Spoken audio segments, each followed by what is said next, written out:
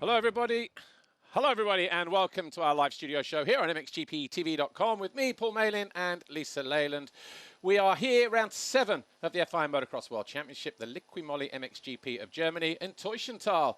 And coming up on today's studio show from MX2, we have Guillem Farres, we have Lucas Coenen coming in from MXGP, and we have Herjan Brakke, the team manager for MX2 factory Monster Energy Yamaha. So a lot to get through, but before we meet our guests, let's check in with Lisa Leyland. Here we are, Lisa. Back to back, straight into it, round 7, back in Germany. Are you ready for this one? After your 5-week holiday before? A 5-week holiday? I took one for the team last weekend in France. I couldn't even speak. I know, I saw the video. I couldn't even speak, but no, I'm ready. I like this intensity, Paul. I'm in it, and I think a lot of riders like this kind of like back-to-backs.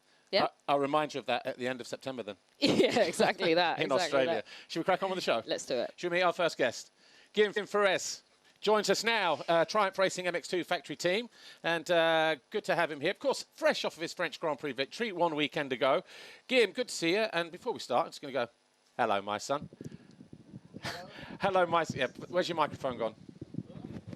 Microphone? Oh. Did they not give him a... Oh, there we go. It's stuck. It's stuck. Yeah, there we go. Now. Hello, my son. Hello, thank you. How's the Café de Colombia coffee business going at the moment? Colombia coffee business? Yeah, it's good. It's working, slowly. Private joke? No. I was talking to Creso, and he said the Café de Colombia. Hello, my son. We love that word in the team. Like, we even have little stickers. Yeah. I have one in my band. Do you? And Tinder going well? It's working. Here, Germany is a pretty good race for that. Oh, Guillem, what are we going to do with you? Well, look, we'll talk the general season in a moment, but obviously it seems like you and the team and Triumph have had a very productive off-season in terms of getting around. I think it shows in the results so far. Yeah, definitely. We had a great season in Malaga, off-season. And, yeah, we have Clement keeping us honest every day and doing all the training with us. Putting some pressure with us, still riding with us, actually a lot of times. And, yeah, he's still fast. Good. Well, look, we saw some of the sort of... the results from that winter season, testing and things like that, not only in Argentina, where you're always fighting at the front, but also in Spain, when you got your first win of the season. Just talk us through that moment in Spain, because obviously I was in two minds. Do we get him on the studio show next week in Switzerland, or do we wait because there's a Grand Prix victory? And I'm glad we've waited till now. So what was it like for you to be in Spain, in front of that crowd, getting that first victory, and sort of like doing it the way that you did? Yeah, I mean, now it's perfect timing after last weekend. But yeah, Spain was great. We started in Argentina with 2 solid motos, and yeah, Spain was great. Unfortunately, we had a little problem in that second moto. But, it's racing. It was great to race for the first time in Almonte and in front of the everyone from Spain, and the public and the fans were awesome. Okay, well, you're 13 points at the moment. How big was last weekend in France when you went 1-1, got your first overall GP victory? In a few moments' time, we will have race 1 up, but that was a big moment for you, wasn't it? Yeah, obviously it was really big. After Saturday, I was a little bit mad at myself after my little crash in Qualimoto when I was leading. We cleaned things up for Sunday, and obviously winning a moto is great, but winning 2 motos in the same day, I think it's a good way to confirm that that's where I belong, and also for the team, it's a big confidence boost, and to have Camden by my side on the podium, it's always awesome. Exactly, it was amazing. That second race, how were you feeling coming into that? Because were there any nerves? Did you feel anxious knowing that actually a GP victory is possible? Yeah, I mean, you always get some kind of nerves, but as soon as I go on the gate, I'm so relaxed. I even like having the pressure. Really? Yeah, you were just relaxed? I'm always relaxed. Like, I just went on to free practice today, and everyone in my team is joking. And even in the motos, it doesn't feel like I'm racing the World Championship. I'm just here to do my job, but at the same time, we keep it fun, and I never feel pressure. And when I have pressure, I think it plays in my advantage. Nice. Yeah. Not everybody thinks like that. Yeah, I know. It's a difficult thing. Sets you apart from the rest. Yeah, definitely the team has a big impact with that also. But no, it's great. I love it. But it's funny because we always have a laugh off the track, don't we? When we're doing interviews, media, whatever. But you have that kind of mentality on the track. You've got a job to do, but you're super relaxed. I'm going to try and enjoy it as much as I can. Yeah, obviously. Yeah. I mean, everyone works really hard. Not only the rider, we have a big staff behind the scenes and mechanics, trainers. But at the same time, when you know you've done the work before, it's a nice way to go in the weekends knowing you've done the work and to perform. That's why I think I'm so calm and relaxed. Also, we have a great bike this season. I think since I started the season, I haven't touched a single thing from the bike. Yeah. So that also gives a lot of confidence. Cool. Well, obviously, France last week, you managed to go 1-1, as Licia mentioned. You had to work hard for it in the second race, though, didn't you? Because obviously, you were chasing down Yannis at the front. You had Camden behind you. Once you two were first and second, what was it like being in the heat of the battle once again with your teammate? You know, because from our side, it was exciting to watch. Tell us about that, being in that battle with Cam. Yeah, my start was not the best. I was around 6th and started making some quick passes. Got into second quite early in the moto, and then I was behind Yannis for a pretty long time. Still 3 laps to go, maybe. Yeah, I think even 2 laps to go, and Yannis was riding really good. I couldn't pass him. I was saving a little bit myself for the last laps, and yeah, that's what I did. Camden was keeping me honest also the last laps. But yeah, it just felt like another day at the practice track. Yeah. And what was the conversation like after that race between the two of you? Did he give you some stick for closing him off at that final turn? We started already on Saturday. He passed me last lap, and I had to pass him back. And yeah, no, we have a good relationship, and yeah, even when we race each other hard, but we respect each other a lot, and we have a lot of respect on and off the track. So he knew I was not gonna let him pass like that, and yeah. I mean, it's also great to have a teammate like that.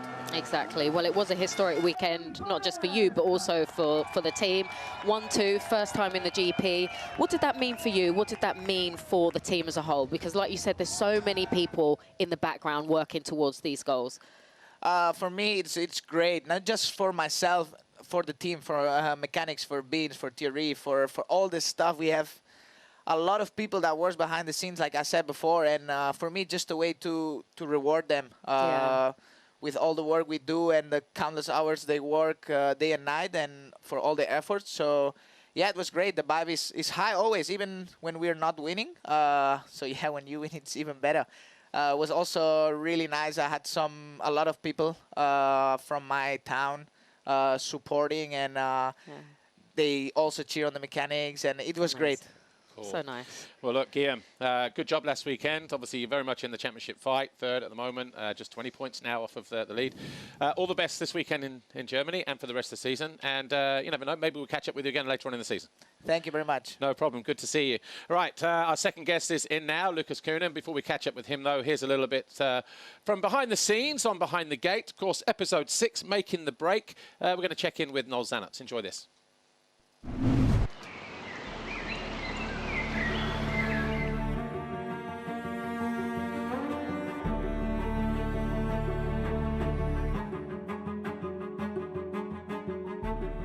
Trentino. That was last year, was it? That was a while ago now.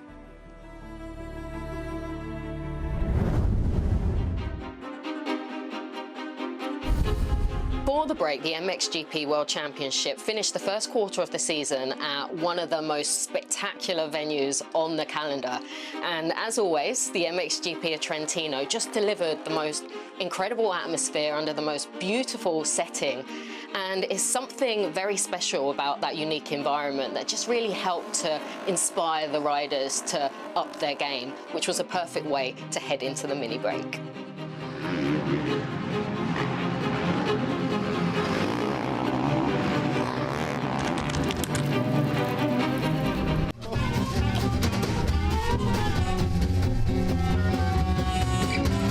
One of the guys I spoke to in Trentino 5 weeks ago now was MX2 newcomer Noel Zanots, and as a rider he's a 125 European champion, junior world champion. He was second in EMX 250 in 2025. And so when he came into the MX2 class, everybody expected him to be sort of right on the money and one of those guys challenging, as we've seen so many riders in the past from that EMX 250 class. And I asked him, I said, are you carrying an injury or is it this or that? He said, no. He said, I just felt I would be, you know, sort of there straight away.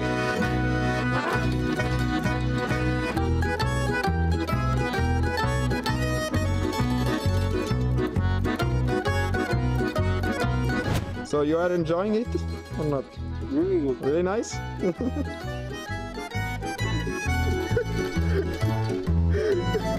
He was supposed to make a pasta carbonara today.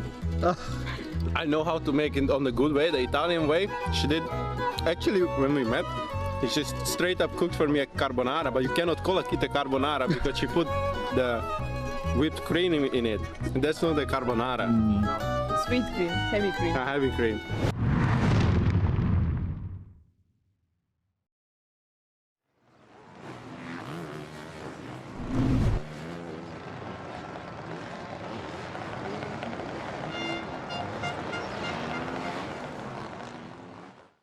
Hello everybody, welcome back to part 2 of our live studio show here on MXGPTV.com with me, Paul Malin, and Lisa Leyland.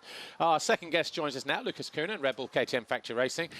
Great to see you, Lucas. Looking nice and relaxed as always. But let's get straight into it. You've been the championship leader, the red plate holder in MXGP since round 2 in Spain. Riding-wise, where do you feel you've improved during the off-season and maybe even in the last few weeks? I guess it's more about bike setup and just me getting better every single day on the bike. I feel I didn't achieve my real best yet. I feel still quite messy sometimes, but I feel that improvement is always better and better. But speed-wise, I'm feeling great. So no, it's just about me and working with the bike, let's say. Yeah. Okay. Well, in Argentina, you said you had a problem with your eye on the Sunday, but you definitely made up for that in Spain. Round 2, you went 1-1-1 in Spain. You said you perhaps haven't been at your best yet. You wouldn't say that was at your best, or was that one of the best moments as a rider for you? That weekend felt honestly great. We made improvements during the week after Argentina with the bike, and I felt already better in one time, you know. So that was one of a weekend where everything went good, and I was just riding smooth, relaxed, like not really like pushing like crazy, but I was like rolling. So that was pretty fast overall. But no, I feel that was a great weekend for me, and yeah, we only keep building, let's say. Yeah, well, that weekend you just seemed so confident, in control, too cool for school. A lot of riders say that they are like the best moments when you just totally feel that you're unbeatable. Would you agree with that? Yeah, of course. When you can pull up gaps like I did there, I mean, you cannot feel bad. You just feel like, wow, that was a nice ride, and you enjoy those kind of days because you don't have like a lot of them every weekend. You can have a lot of battles, but this one I felt really free, and I pulled the gap, so I was quite relaxed riding. So that's a nice feeling also. Yeah, because last year you had some 1-1-1s, but sometimes you have to fight for those, you know what I mean? But that one just looks so easy, so comfortable, and that's why we ask, you know, did it feel like one of the best times, you know, as a rider for you, you know? Yeah, it feels crazy when you know. Yeah. You had a similar moment in Riola, obviously going 1-1 on Sunday. What was the most rewarding, 1-1-1 in Spain, or going 1-1 here on Sunday, especially with this battle with Jeffrey behind us? How did you feel after this particular result? Honestly, both felt great, but as you know, like in Sardinia Moto 1, I passed him and I did a perfect moto. Yeah. And Moto 2, I had the same. Just a little tip over, you know, little misunderstanding with the rut and crash. So that's kind of what made the moto interesting to a battle with Jeffrey that was like already backing off because he knew he was not gonna make the gap. But then when he saw me, you know, it's Jeffrey, last 10 minutes, you're not in the good zone. But I was happy to keep in front of him because, you know, Jeffrey in the sand, he's a beast, and last minutes he's so fast. So I was proud of that. Yeah, that's for sure. Yeah, cool. Yeah. Well, what did you get up to in the 5 weeks off? Did you take time off? Did you have time for yourself, or were you training, testing? Did you do any races? What was your plans? Honestly, just relax, a bit off, because now we're gonna have a lot of races in a row. So just no races, just home and testing, and yeah, that was the main part to keep energy. And now I think till the end of the season we won't stop. So yeah, we need to have energy and yeah, ready. Yep. Okay, well, we returned to action last weekend in France. Race 1, you just looked cool, calm, comfortable. But how were you feeling? Honestly, Moto 1, I was feeling great. Yeah. Smooth and just having fun out there. And Moto 2 was kind of similar, but as we saw what happened in with the second moto with the red flag, you know, when you are there and you're like, I took the whole shot, and you want to do it again, but you know, it's not easy to take always the whole shot. And I started off behind Jeffrey, and I knew it was going to be tough to pass on this track, and I tried, but overall I was even proud of myself being second and didn't take any crazy risk. So yeah, well, you did say in your post-race interview afterwards that you felt you were quicker than him. So did that make the race a little bit more frustrating in some respects because you couldn't find a way past, or as you said, you were just happy to take that second place in that situation? At one moment I was getting a bit frustrated because when you feel you're faster, you try some outsides that are not even gonna work, but you still try them to see if it's gonna do something. But at one moment at the end I was like, okay, I just pressure him and see what we can do, but it was a bit backing off because yeah, at one moment it's already risky. So yeah, I mean, was a good weekend for me also. Yeah. Obviously, if we think back to maybe last year, I'm saying maybe, last year's Lucas in that situation may have tried to push, may have made that mistake trying to make that pass. It seemed from the outside looking in that you was that little bit more patient. And that seemed to be sort of like a slightly different strategy. So are you proud of the way you handled that second race overall in that respect? You didn't take that unnecessary risk. Yeah, of course. I mean, second place is good. It's just that you always want to win, and with Jeffrey being like 1-2 in the championship, we are battling. So it's like bad when you are second, but overall when you think at it, yeah, second place is still fine. You know, you're only 3 points overall on the weekend. So in the one moment I was like, I wanted to pass, but if you can't, you're like, okay, it's fine. I get second, and you know, maybe this weekend it will be the same, and then he will think the same, you know. So no, I was fine with that. 1 year older, 1 year wiser. Yeah, exactly. New dirt on the track this weekend here in Germany. How does the track compare to previous years?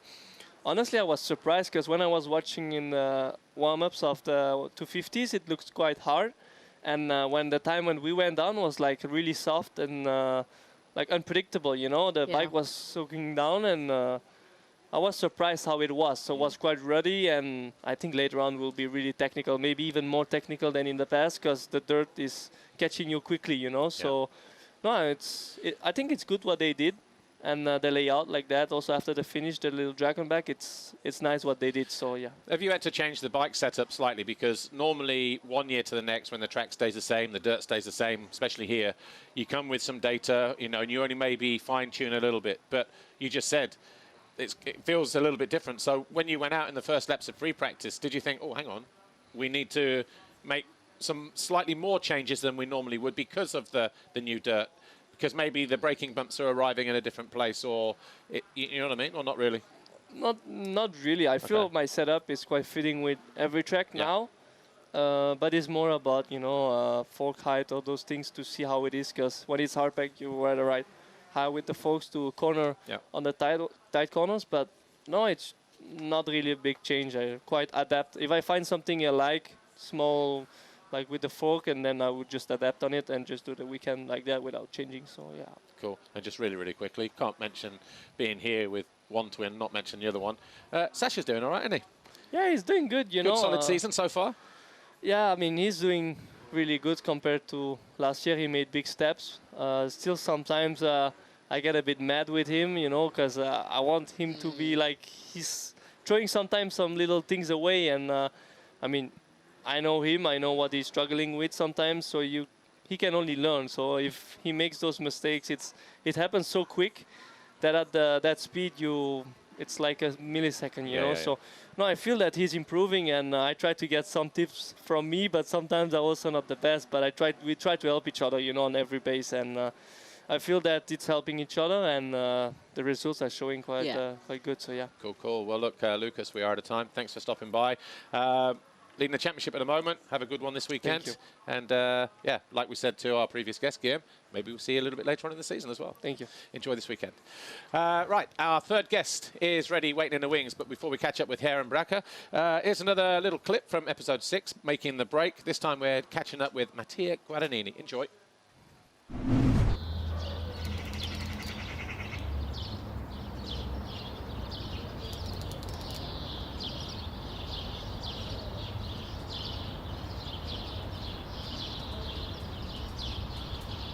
But that was the right play from Majora, which is that race.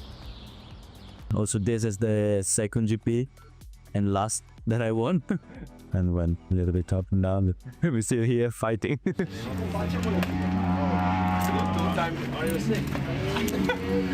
Man, I have such pain in my calves. Yes. But now we come back.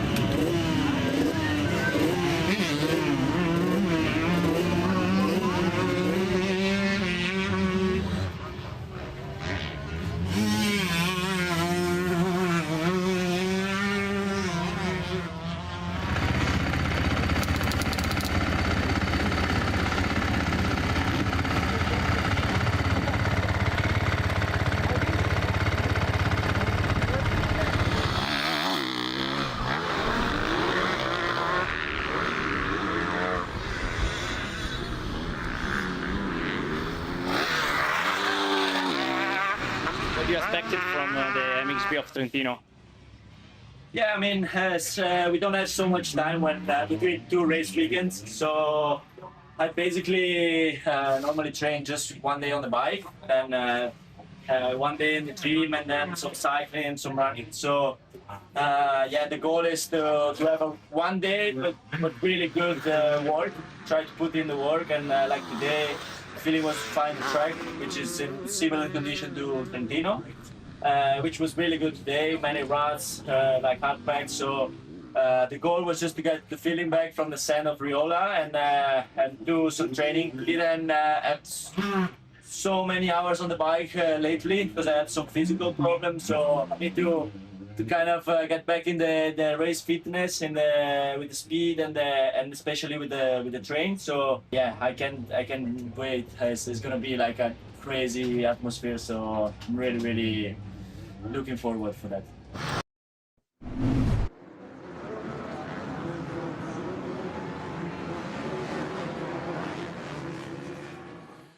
Hello, everybody. Welcome back to our live studio show here on MXGPTV.com with me, Paul Malin, and Lisa Leyland. Our final guest joins us now, Herjan Brakke, team manager, Monster Energy Yamaha Factory MX2. Good to see you. Let's start first of all. You've got 2 brothers racing on the team, the Racialist brothers. Is that the first time you've experienced working with brothers on the same team as a team manager? Yes, definitely. It's the first time.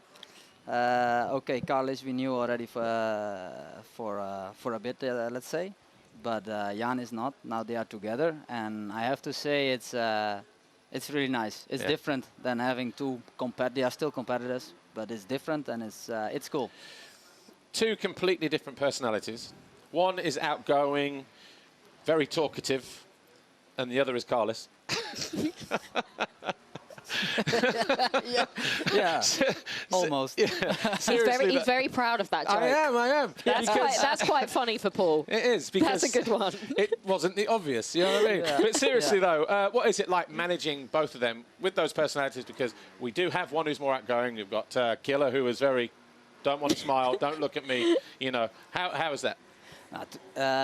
To me, I can say I spent quite some time now with both of them, as we changed some things in the team this year, like in the environment, the way how we support them, and we have to respect how they are. Janus is, to me, very special. He has his own character. He's calm, but he's also super funny. He don't show it often. And Carlos is as well. He's actually is also calm, but okay, he's a little bit more explosive character. Yeah, to me, they both are amazing. Yeah. Yeah, it's funny. How competitive are they in training? And do you see maybe that competitiveness as a positive thing? Yeah, they are really competitive, but in a good way. In the past, Carles and Janis, from what I understood, they were a little bit, let's say, they couldn't handle each other if the one was faster or not. They are now really professional. They take every single thing as a motivation, if the brother is faster or anything. So it's a big benefit for them. And for Carles, it's sometimes hard because Janis is going really well for the moment. This is mentally more tough. But it's also, I think, important for him to handle this, because if he can handle this, we see already a couple of times this year in the races, he have also really good motos. Yeah, well, like you said, Janis is doing really well at the moment, currently 7th in his rookie season. How impressed have you been by his performances so far this year? To be honest, yes, we are impressed. We saw the winter. We saw this winter, and actually everything was going really well. We could do all the trainings. We were ready with the bike, with the team, everything. The package was there, and he could do the job. But you never know how fast he is, but also how he is mentally, how he is dealing with the pressure. So like last weekend was a big, was not a big surprise, but it was a surprise that he could hold on for 30 minutes. Yeah. Well, obviously, we mentioned France. He led right up until, what, 2-3 laps to go. What was the feeling with the team during that? Because obviously it looked like he could get away and win his first race. So you guys down there are excited but nervous at the same time, I imagine. You know, what was it like for you guys watching this with Janis almost coming so close? Yeah, you know, it's we all know that he is a rookie. And everything we get is already something really nice. Like also that moto, you are just counting like lap by lap, lap by lap. You look at his attitude. Is he cramped? Is he relaxed? And it was looking really well. Yeah, but you never know. It's not over until it's over. The class is really strong. And so yeah, how we are dealing with this, we are just trying to keep him calm and keep him focused on his own process, and also accept anything what we get, let's say. Yeah. And we know we are on the right train, and we keep working on this. We take it that these last 3 laps were, just 3 laps too long to get on the podium or to get a win, but we take it. Yeah. Exactly. As for Carles, he currently sits 8th in the championship standings. His best result was 5th in Trentino. From the outside, it does seem like he's motivated to improve, to get better, and keep making those steps forward. Would you agree with that? Definitely. Carles, last weekend was a bit of a pity. He was a bit off because we had a very good training block in between the 4 weeks, let's say. He had a crash in training. He hurt his back a bit. He couldn't ride. So he was a bit stiff in France. So he was off. But in general, he's really motivated. It is a big benefit for both to be together. Yeah. And this makes him also stronger, even that he is a little bit older, but he is in his own process as well. So yeah, what you say is right. He's really motivated to get better and better, and he's showing some great things. We would like to get the consistency in, but the season is still long. Yeah. Well, you mentioned about being motivated. How much of that is down to the fact that both riders are now in MX2, not just on the same team, but competing for that same prize? Because from the outside, we really see that competitive spirit really starting to come to the surface, as you say, in a good way. Yeah, this competitiveness is definitely in a good way. Yeah. It is like, I feel like when Carles, when it was not his brother who was next to him, it was even more hard. But for now, there is a kind of respect for each other, and they both like if one is doing well, and so this makes it really energetic, but in the same time also he can stay calm, let's say. Just really quickly, just 10 seconds. We've seen in the past with the Coenen brothers, you know, the twins, they seem to talk a lot, help each other a lot, even when they were in MX2. Is that the same relationship that the guys have here, or do they come in off the track and Janis keeps himself to himself, Carles, they don't share anything? They don't share much. Okay. They don't speak much in details about what's happening on the track. It's getting better, to be honest, but they are really both on their own line, and they look at each other, but it's not like, hey, I took inside, I did that, no. No. No.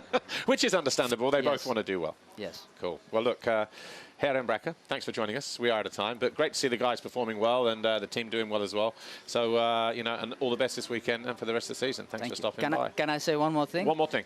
I really would like to send all the love and strength to Thibaut Benistan, who had a bad injury last weekend, and he was part of our team for a long time. Yeah. It hurt us. We want to send him all the good vibes and all the energy. Absolutely. Really Well said. Well said. Thank you for that.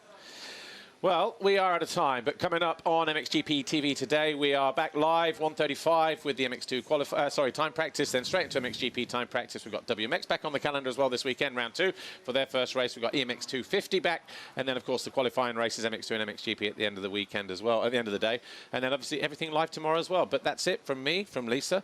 Thanks to Herjan and Lucas, and of course Guillem Farres for stopping by. We'll do it all again next week when we return in Latvia. So from me, from Paul, from Lisa, thanks for watching. See you next time. Bye for now.